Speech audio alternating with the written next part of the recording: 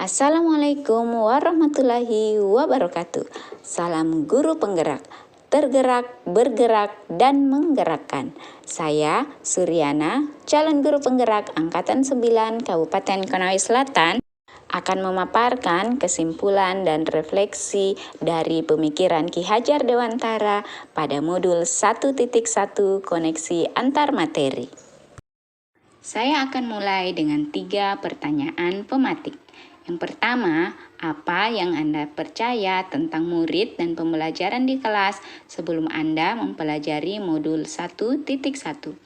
Yang kedua, apa yang berubah dari pemikiran atau perilaku Anda setelah mempelajari modul ini? Yang ketiga, apa yang dapat segera Anda terapkan agar kelas Anda mencerminkan pemikiran Ki Hajar Dewantara? Sebelumnya, saya percaya bahwa tugas seorang guru adalah mendidik dengan mentransfer ilmu yang dimilikinya ke murid-murid, sehingga guru hanya perlu menjelaskan segala sesuatu yang diketahuinya tentang ilmu pengetahuan yang diampunya sampai anak didiknya mengerti, memahami, dan menguasai ilmu pengetahuan tersebut. Sehingga guru adalah satu-satunya sumber ilmu.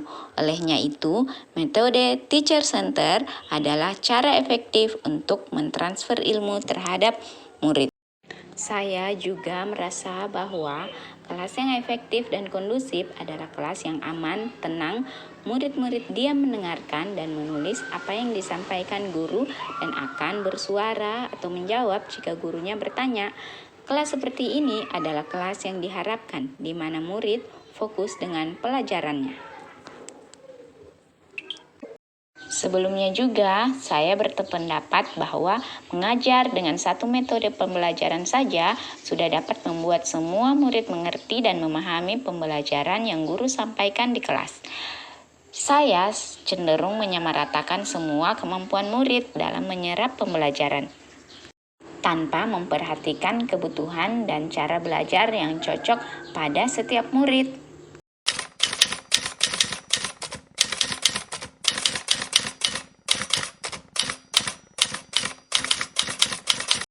Jadi tahu bahwa setiap murid itu unik dan memiliki bakat dan potensi mereka masing-masing dengan kodrat alam yang telah Allah berikan sejak lahir.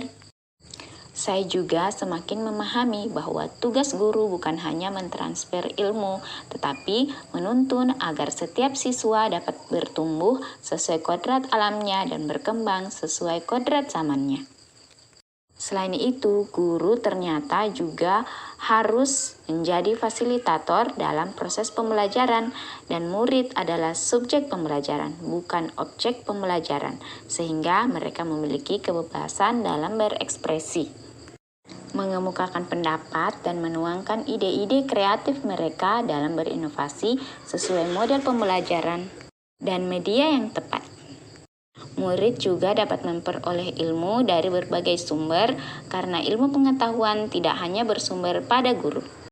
Setelah saya mempelajari modul 1.1, saya semakin memahami bahwa kodrat anak adalah bermain. Sehingga untuk menciptakan pembelajaran yang efektif dan kondusif, saya perlu memanfaatkan permainan sebagai salah satu alat dalam pembelajaran.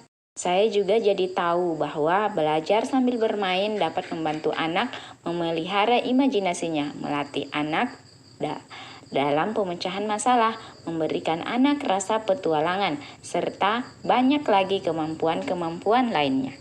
Selain membuat suasana belajar yang menyenangkan dengan berbagai metode pembelajaran yang menarik, sehingga pembelajaran tidak monoton dan tidak membuat murid merasa bosan. Selain itu, guru juga ternyata harus memahami karakteristik murid, mengidentifikasi kebutuhan dan cara belajar yang cocok untuk setiap murid, serta menghargai dan memahami setiap karakter murid dengan memberi kesempatan untuk belajar dan tumbuh sesuai kodrat dan zamannya.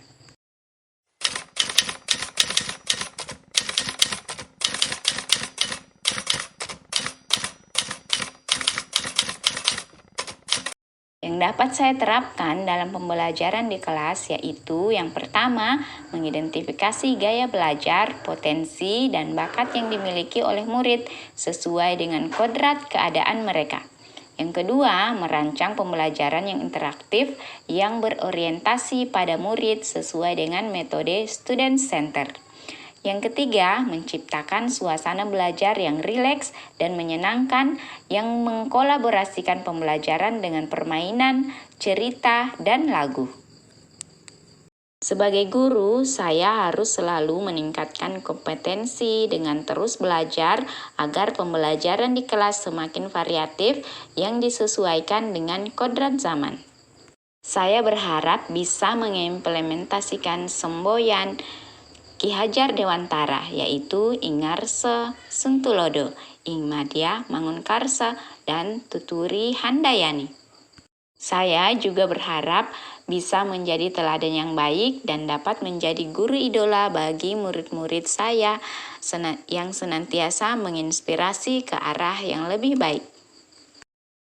Kesimpulannya bahwa guru bukanlah satu-satunya sumber belajar murid, tetapi murid dapat belajar pada berbagai sumber belajar yang tersedia di mana saja. Selain itu, guru harus memberikan kebebasan pada murid dalam pembelajaran, sehingga murid memiliki kebebasan berekspresi, berpendapat, dan berkreasi sesuai dengan metode pembelajaran student center.